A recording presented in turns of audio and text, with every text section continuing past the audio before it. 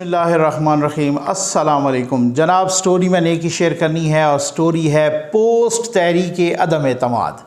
अदम एतमाद के बाद की जो डेवलपमेंट हैं वो मैंने डिस्कस करनी है आपके साथ, और इसके साथ ही ये भी बताना है कि अब गिरफ़्तारियों और छापों का सीज़न शुरू हो गया है। ये आप देख लीजिएगा कि कल शहबाज शरीफ साहब के वज़ीर आज़म बन जाने के बाद उससे आनवर्ड जब हुकूमत बन जाती है, उससे आनवर्ड बहुत सारा आइन और कानून अपना रास्ता लेगा। जैसे शहबाज शरीफ साहब ने कहा है कि इंतकाम कोई नहीं होगा, लेकिन आइन और कानून अपना रास्ता लेगा। वो तो ज़ाहिर है, वो उसी तरीके से, उस पर मैं अलग से भी करूँगा। और डॉक्टर अरसलान खालिद जो हमारे ही पैसों पर पलते रहे और 25-25 लाख रुपए सिर्फ़ इसलिए तनख्वाह लेते रहे कि वो सिर्फ़ सहाफ़ियों को गालियां दें, गलीज़ गालियां और गलीज़ ट्रेंड्स चलवाएं, वो गिरफ़्तार हो गए हैं। उनके घर पर छापा पड़ा है और वो बहुत सारी चीज़ें पकड़ी गई हैं उनकी, वो उस पर भी बात करूँगा। और ज़ाहिर है कल वाली सिचुएशन पे मैंने बात की थी, जो रात वाली है उस पे साथ ये भी बताना ज़रूरी है कि ISPR का भी रद्द-ए-अमल आया है और उन्होंने कहा है जी BBC की स्टोरी बिल्कुल बेबुनियाद है, क्योंकि बताना ज़रूरी होता है भाई। सहाफ़ी के लिए जो भी सूरत हाल होती है तो वो भी साथ बताना होता है। लेकिन मैंने आपसे कहा ना, सोर्सेज से भी और बाकी भी, और BBC के सोर्सेज भी को कच्चे तो हैं नहीं। तो खैर, अब इसके साथ मैं उस पर फर्दर नहीं बोलूँगा क्योंकि इसके साथ मैं एक और बात आपके साथ डिस्कस करूँगा, स्टोरी दूसरी भी, और वो ये है कि PTI ने असम्बलियों से मुस्ताफ़ी होने का फ़ैसला किया है। ये क्या है, ये इस पर बहुत ही डिटेल से डिस्कस करेंगे। कल वाली स्टोरी पे मैंने मज़ीद नहीं बोलना, क्योंकि मज़ीद बोलना अभी थोड़ा सा मना है, और मज़ीद मैं बोलूँगा इंशाअल्लाह, और खुल के बोलूँगा, ये आपसे प्रॉमिस रहा। और बहुत कुछ बोलूँगा आपको, वो बताऊँगा बातें कि आपके होश उड़ जाएंगे। लेकिन कल वाली स्टोरी पर मैं एक ट्वीट में पढ़ना चाहूँगा, और वो ट्वीट है वजाहत मसूद साहब का, बहुत ही अच्छे सहाफ़ी हैं। चूँकि ये ट्वीट मंजर आम पे आ गई है, अब इस पे मेरे पे पाबंदी नहीं हो सकती, तो अब उसमें जो है ना वो कहते हैं कि एक ज़रा ट्वीट को गौर से सुनिएगा, क्योंकि फिर ऐसा ना हो कि बिटवीन द लाइन्स कुछ चीज़ें होती हैं सर से गुजर जाएँ, वो ऐसा ज़रा फिर गौर से सुनिएगा, तो फिर उसमें बहुत कुछ आपको समझ आ जाएगी। ये कल के स्टोरी की जो रात को मैंने की थी और उसमें इससे पहले वाली वीडियो।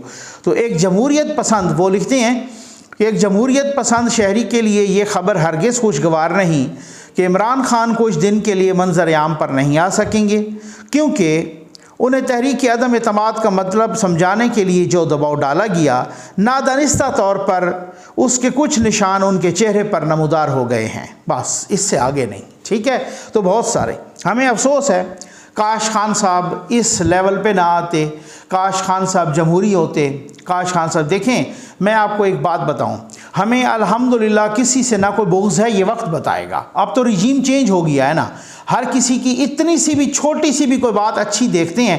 कल अली मोहम्मद ख़ान, वो आप उनकी तस्वीर भी देख रहे होंगे, बिल्कुल हुकूमती बेंचेस सारे के सारे खाली पड़े थे, और वो बिल्कुल जैसे वीराने में एक तनहा बंदा बैठा हो, उनकी फ़ोटो तस्वीर आ गई हैं। ठीक है ना, अली मोहम्मद ख़ान चुप करके बैठे थे, और फिर उसके बाद जब उन्होंने तकरीर भी की, मैंने उनको सराहा, मैंने उनको ट्वीट भी किया, मैंने उनको सराहा कि जनाब के बिल्कुल आपने ज़बरदस्त काम किया है, आपने मैदान नहीं छोड़ा, आपने इधर ही तकरीर की है।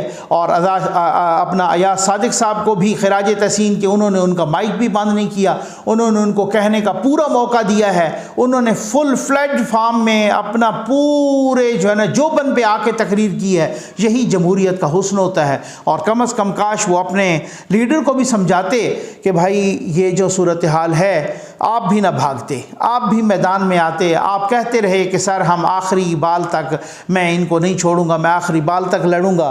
तो आप आखिरी बाल तक तो तब लड़ते ना कि जब आप मैदान में तो आते ना, आप तो पिच पे ही नहीं पहुंचे, तो आप पहले ही भाग गए हैं, तो फिर आप मैदान में कैसे। काश के ऐसा ना होता, काश खान साहब इस मौके पे इस तरीके का एक्शन, किसी किस्म की इर्रेस्पॉन्सिबल हरकत ना करते। अब उसके बाद देखते हैं ना कि होता क्या है। असल में पता है मसला क्या है, मसला ये है कि जो यूथिया एंकर्स हैं ना, जिनकी बहुत सौ की छुट्टी भी हो चुकी है मीडिया से, और जो यूथिया यूट्यूबर्स हैं, उन्होंने यूथियों को लगाया हुआ है चूना। मैं आपको सीधी सीधी बात बताऊं, हमारे यहाँ ये मेरा ये होता है कि ज़फ़र नकवी अल्हम्दुलिल्लाह जहाँ भी कहीं गलत देखेगा तो पॉइंट आउट करेगा, जहाँ ठीक देखेगा उसको भी पॉइंट आउट करके तारीफ़ भी करेगा। तनकीद जहाँ करता हूँ तारीफ़ भी करता हूँ, ऐसी बात नहीं है। ठीक हो गया। ये अली मोहम्मद ख़ान को नून लीग का नहीं है, या पीपल्स पार्टी का नहीं है, PTI का है, जिसकी कल से हम तारीफ़ कर रहे हैं कि वाकई आप ज़बरदस्त आपने काम किया, असम्बली में तकरीर करके अकेले बैठे रहे। काश यही बात अपनी पार्टी और वज़ीर आज़म साहब को भी समझाई होती। तो ये कौन, ये किस तरह से है, कोई किसी की कोई बात सुने उससे हमें वो नहीं है। लेकिन यूथिया जो है ना, वो यूथिया एंकर्स, यूथिया यूट्यूबर्स, वो अपने व्यूज़ बढ़ाने के चक्कर में उन्होंने हर वक्त यूथियों को चूना लगाना होता है, कौमी यूथ को, और वो उनको कहते हैं वो जनाब बस खान साहब ने एक और फैसला, अब भी वो कह रहे हैं, अभी भी मैं उनका देख रहा था, बस ये एक और फैसला कर लिया, ओ जी खान साहब छा गए, ओ जी कप्तान ने छक्का मार दिया, तो पता नहीं थंबनेल पे कैसे कैसे अजीब चवलपन लगाएंगे, हो जी ये हो गया जी वो हो गया, उस तरीके से। ओ भाई बात ये है, फ़िलहाल मेरे भाई चिल करो, आराम से चिल करो। आपने बहुत कुछ लूट मार कर ली, आपने बहुत कुछ सूरत हाल इस तरह से इंतकामी कार्रवाइयाँ कर ली, आपने बड़ा लूट लिया, आपने बड़ी करप्शन कर ली। अब ज़रा आहिस्ता आहिस्ता स्कैंडल्स आने दें, आप चिल करो, ये भी दौर जितना बाकी है और अगला 5 साल भी वो भी चिल करो। ये आपको मैं बताता जाऊँ कि ये उन 2 मेन स्टोरीज़ पर ये गिरफ्तारियाँ और छापे और ये तहरीक इंसाफ के इस्तीफ़ों पर आने से पहले ये मैं आपको बता दूं ज़रा, बात ये है, ये आपने गौर से सुनना है। बात ये है कि ये तो कहा है ना कि जी हम चलें को 2 महीने 4 महीने 6 महीने बाद असम्बली तोड़ देंगे और फिर उसके बाद इंतखाबात करवाएंगे। लेकिन एक और भी तो पॉसिबिलिटी है ना, अभी असम्बली का तो टाइम रहता है, वो तो अगले अगस्त तक है, 1.5 साल रहता है, ठीक है ना। और अगर इन्होंने इस तरह से किया कि डॉलर भी नीचे आना शुरू हो गया, अगर महंगाई भी नीचे आना शुरू हो गई, पेट्रोल की कीमत भी कोई कंट्रोल हो गई, ख़ास तौर पे जो फूड आइटम्स हैं वो भी कंट्रोल हो गए। खान साहब ने अपना ये शहबाज शरीफ साहब ने जब वज़ीर आज़म बनने के बाद पहला दौरा मसलन चाइना का किया या कहीं पर गया तो उस सिलसिले में भी उनको वहाँ से कोई बड़ा पैकेज मिल गया या जो कुछ भी, तो 4-5-6 महीने के बाद वो देखेंगे और ख़ुद अपोजिशन ही या मुतफ़िका अपोजिशन ही फैसला करेगी कि भाई असम्बली तोड़नी चाहिए या नहीं तोड़नी चाहिए। अगर वो 20 से 30% भी महंगाई को कम कर देते हैं, अगर वो इस अगला बजट तो अब वो देंगे। मैंने उस वक्त कहा था, आज से 2-3 महीने पहले कि इसहाक डार साहब ने बजट बनाना शुरू कर दिया है और यूथ ये मेरा मजाक उड़ा रहे थे। मेरी एक एक बात अल्हम्दुलिल्लाह, एक एक खबर आज ज़ीएन न्यूज़ की ज़फ़र नकवी की 100% दुरुस्त साबित हुई है। एक ये हो जाता है टाइम में आगे पीछे थोड़ा बहुत, हफ्ता 2 हफ्ते, महीना 2 महीने, उसकी बात मैंने 2 महीने पहले बात की थी ना, मेरी वीडियो गवाह है, आप देख सकते हैं कि डार साहब ने बजट बनाना शुरू कर दिया है। अब वो देखें वही हुआ या नहीं हुआ। अब अपोजिशन वाले बजट देंगे, इस बजट में हो सकता है वो बहुत ज़्यादा रिलीफ भी दें। मेरे पास जो इतलात हैं, ख़ास तौर पे जो वो तबका है तनख्वाहदार तबके को अच्छा खासा रिलीफ देने जा रहे हैं। जब तनख्वाहदार तबके को रिलीफ देंगे तो डेफिनेटली वो एक इम्पैक्ट तो क्रिएट करेगा ना। तो अब वो सूरत हाल बड़ी डिफरेंट है भाई। ये जो आपको यूथिए जो अकल से फारिग यूथिए हैं, ठीक है ना, तकरीबन इनकी बहुत बड़ी तादाद तो अकल से फारिग है, उनको जो ये अपने मफादात के लिए यूट्यूब पर बैठे या बाकी एंकर जो यूथिए ये जो चूना लगाते हैं ना, आपको चूना ये सिर्फ और सिर्फ अपने मफादात के लिए लगाते हैं। जनाब हमारे व्यूज़ इसी तरह से बढ़ते रहें, हमारी सूरत हाल यही होती रहे। तो ये वो यूथी हैं जिन यूथियों ने खान साहब को भी यही चूना लगा लगा के उनका सत्यानाश किया है। अब ये तो बताया जा रहा है ना कि चाहे वो बाबर अमान हो, चाहे वो शहबाज गाली हो, चाहे वो दूसरे साहबान हो, ये उस आज़म खान हो, ये उस किस्म की सरगोशी में शामिल थे जी। जिन्होंने खान साहब को पुट्ठा मशवरा दिया था ना, वो शामिल थे। और तो गैर सियासी लोग तो हैं ही हैं ना उसमें, वो तो उनसे भी निमटने का प्रोग्राम बनाया गया है बहुत जल्द। लेकिन ये अब ये कल अरसलान खालिद, डॉक्टर अरसलान खालिद, जो कि इनके सोशल मीडिया का तर्जमान या हेड था प्राइम मिनिस्टर ऑफिस में, और वो उनको कल रात गिरफ़्तार किया गया। उनके घर पर छापा पड़ा, वहाँ से मोबाइल, कंप्यूटर्स, लैपटॉप्स वग़ैरह वो अपने कब्ज़े में लिए गए और उनको गिरफ़्तार करके ले गए जनाब। उसकी वजह ये है कि ये पिछले कितने दिनों से जुडिशरी के ख़िलाफ़ ट्रेंड्स चल रहे, पिछले कितने दिनों से जनरल बाजवा और जनरल नदीम के ख़िलाफ़, DGI के ख़िलाफ़ ट्रेंड्स चल रहे। ये कौन चलवा रहा था? ये वही लोग चलवा रहे थे।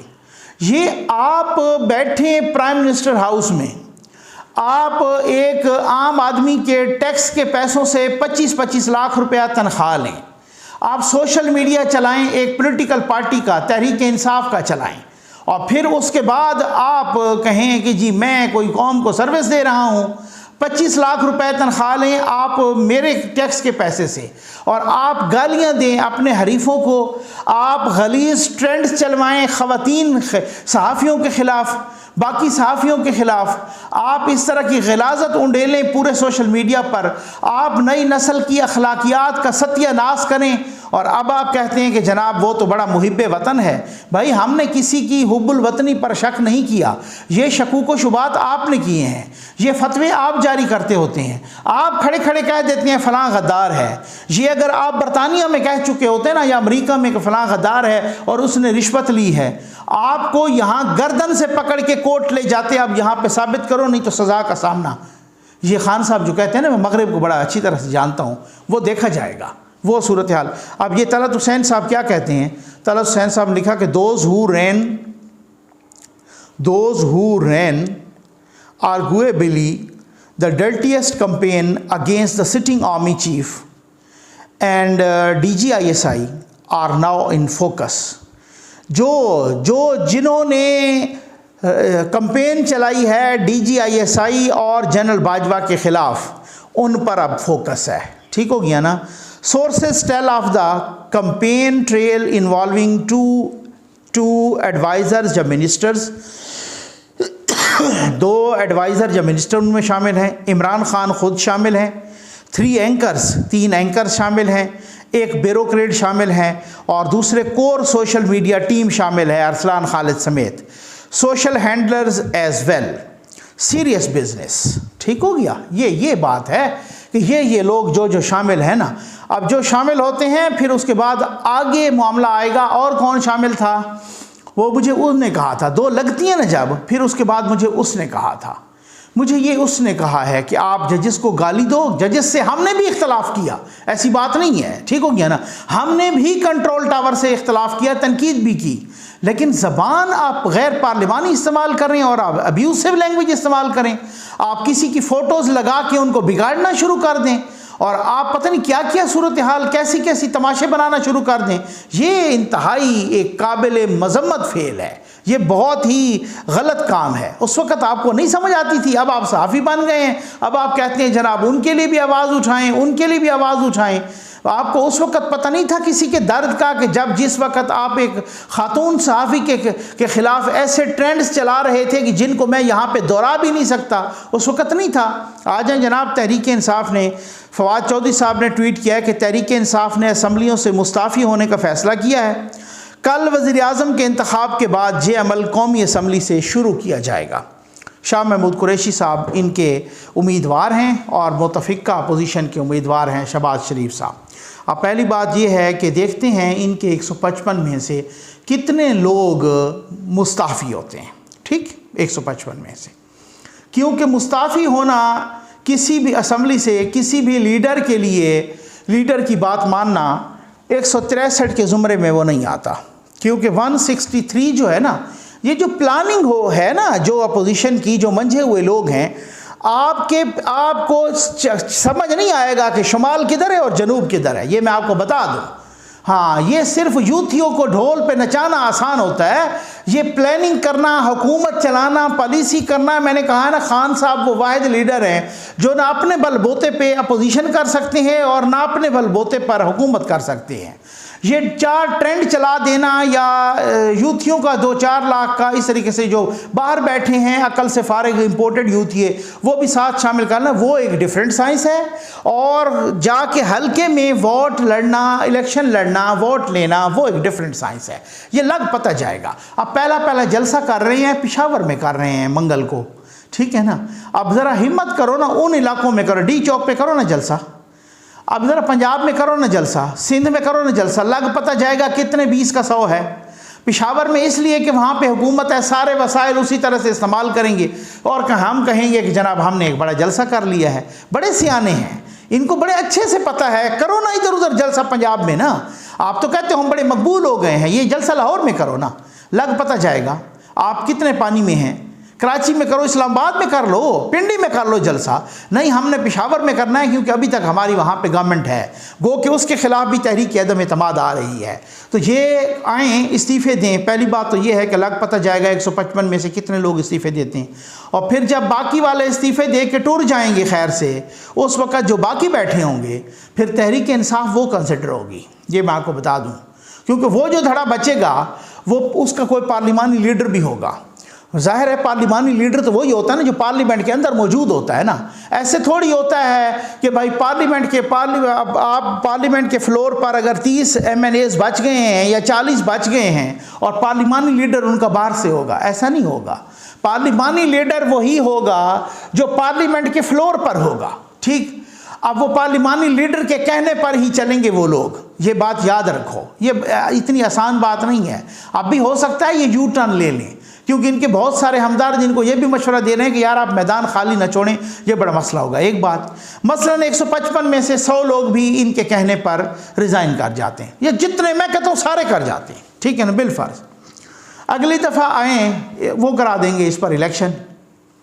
और वो जब इलेक्शन कराएंगे और जब वो ज़िमनी इलेक्शन हो जाएंगे, ये ख़ुद कहते थे ना, जब मुत्तहिदा अपोजिशन ने कहा, जब मौलाना फजल रहमान ने कहा कि सारे हम इस्तीफ़े दें, और अभी उसके बाद जब ये सिलसिला चला, जब ये PDM बनी और यही कि जी हम इस्तीफ़े दे रहे हैं, और एक स्टेज पे तो बिल्कुल कि जी इस्तीफ़े तैयार हैं, शेख रशीद क्या कहते थे, कहते दें इस्तीफ़े, हम अगले दिन इलेक्शन करवा देंगे।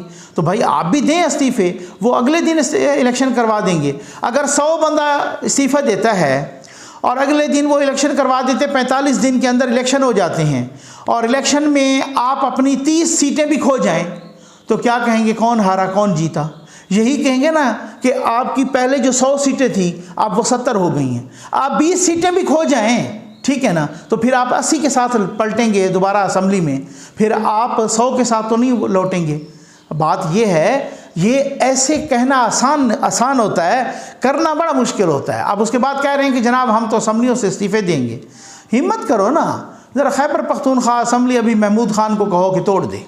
अब तो खैर वो तोड़ ही नहीं सकते, उनके ख़िलाफ़ भी तहरीक अदम एतमाद आ चुकी है। पहले कहते ना तोड़ दें, या आप कहते कि इस्तीफ़ा दे दें, ठीक है ना, या आप उनसे कहें कि इस्तीफ़े दे दें। आपके कहने पर अपने लोग इस्तीफ़ा नहीं देते। अब ऐसे आसान बात नहीं है।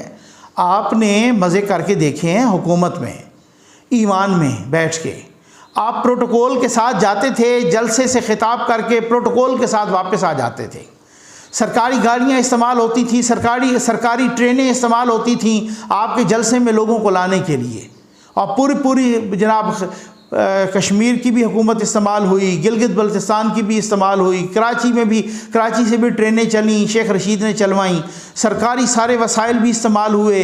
यहाँ पर PTV का भी धड़ाधड़ इस्तेमाल हुआ जी। PTV भी जो 10,000 वाले जलसे की जो एंगलिंग करके दिखा दे उसी तरह से दिखा दे, अपोजिशन का कुछ नहीं दिखाया जाता था। और यहाँ पर तो ये सूरत हाल ये है कि ये जो यूथिया टाइप एंकर और यूट्यूबर बैठ के आपको चूना लगा रहे हैं, ये चूना इसी तरह से आप लगे, आप खुश होते रहें, आप इसी खुशफहमी में रहें, इसी खुशफहमी को पालते रहें। लेकिन अब आपका रगड़ा निकल गया है। आपने जाते जाते जो भंड मारा, जो कंट्रोल टावर के साथ भी लड़ाई बोल लेके जो जाते जाते भंड मारा है, आपको लग पता जाएगा। आप ज़रा जलसों के लिए और आप ज़रा इलेक्शन के लिए जब मैदान में उतरे तो सही, आपको ज़रा सब कुछ रेट, आपको जो है ना आटे दाल चीनी का दाल का भाव जो है ना वो सारा कुछ पता चल जाएगा। आपका ख्याल है कि आपने 160 वाला घी जब पहुंचा दिया 500 रुपये पे तो अवाम आपको वोट करेंगे। इस तरह के नहीं है कि आप इनकलाबी बन जाओ। इस लेटर की भी इंक्वायरी होगी, हर तीसरे रोज़ स्कैंडल आया होगा। ये लो जी, ये फरा बीबी का स्कैंडल आ गया, ये जनाब पीरनी साहबा का स्कैंडल आ गया, ये पीरनी के पिछलों का आ गया, ये जमील गुजर का आ गया, ये फलां वज़ीर का आ गया, ये फलां वज़ीर का आ गया, ये खान साहब का आ गया। जब ये आएंगे ना स्कैंडल और आके टीवी पे वो प्रेस कॉन्फ्रेंस करेंगे और बताएंगे कौम को, और सोशल मीडिया पे भी आएंगे, अखबारात में भी आएंगे, और फिर उसके बाद होंगी गिरफ्तारियाँ, उसके बाद होगा अडियाला, उसके बाद मच जेल, और उसके बाद कोट लखपत, और उसके बाद नैब, और उसके बाद सारी कुछ यही चीज़ें, तो फिर लग समझ जाएगी कि आपको सारा भाव पता चल जाएगा।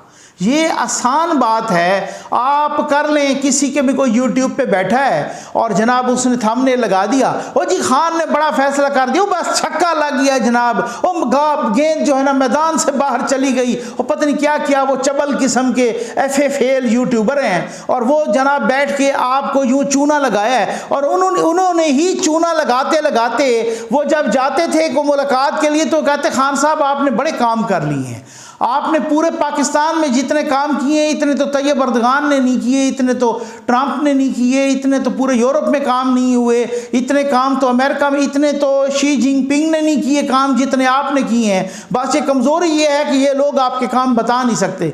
वो भी खुश हो जाते, वो कहते हैं हाँ यार वाकई आप ऐसा करो, आप मेरे काम बताओ। ये वो यूथिये थे FFL जो चूना लगाते रहे खान साहब को भी, और यूथियों को भी, जो इम्पोर्टेड यूथिये थे उनको भी चूना लगाते रहे। इधर से खड़े हो के ये कहना कि जनाब किसी को ओए अमेरिका, ओए मोदी, ओए फलां, ये वो बड़ा आसान होता है, ठीक हो गया ना। लेकिन जब इंटरनेशनल कम्युनिटी में कहीं हम को मरीख पे रह रहे हैं, हम कहाँ रह रहे हैं, हम को चांद पे रह रहे हैं भाई, हम इसी ग्लोबल विलेज में रह रहे हैं। आप ग्लोबल विलेज के साथ दुनिया के हर मुल्क के साथ अगर सींग अड़ाओगे तो फिर सवाल ही पैदा नहीं होता, हमारी तो सर्वाइवल स्टेक पे लग जाएगी। ये किस किस्म का बंदा आया जिसने अंदर किसी को खाने का नहीं छोड़ा और बाहर किसी, ये क्या बेवकूफ़ी हो, क्या ये चवलपन है कि मैंने किसी से कर्जा ले रखा हो लाख रुपया, मेरी अपनी औकात 500 रुपया हो और मैंने लाख रुपया ले रखा हो, और वो हर दफ़ा उसी से ले के मेरे बच्चे खा रहे हों, उसी लाख से जिनसे ले रखा हूँ उनसे मैं सींग अड़ा लूँ, और मैं उनको कहूँ खड़े हो कि मैं बड़ा खुददार हूँ और मेरी बड़ी सावरेंटी है, तुमने मेरे खिलाफ साजिश की है, तुम्हारी ऐसी की तैसी, मैं तुम्हें नहीं छोड़ूंगा। उन्होंने कहा जी छोड़ने मोड़ने की बात है, ये जो लाख मुझसे लिया हुआ यही वापस कर, अब मैं क्या करूंगा। ये यूथियों ने इनको चवल बनाया हुआ है और इनका जो है ना बिल्कुल दिमाग खराब किया हुआ है। यूथिये जो बैठे हैं अपने व्यूज बढ़ाने के लिए, बाकी चिल करो भाई। फिलहाल आपका प्रोफाइल इतना ख़राब हो चुका है, बिल्कुल रेड लाइन, रेड मार्कर से लग चुकी है। ये मैं आपको बता दूं, मैं बहुत सारी बातें बताऊंगा। उम्मीद है आपको वीडियो पसंद आई होगी। आपका बहुत बहुत शुक्रिया।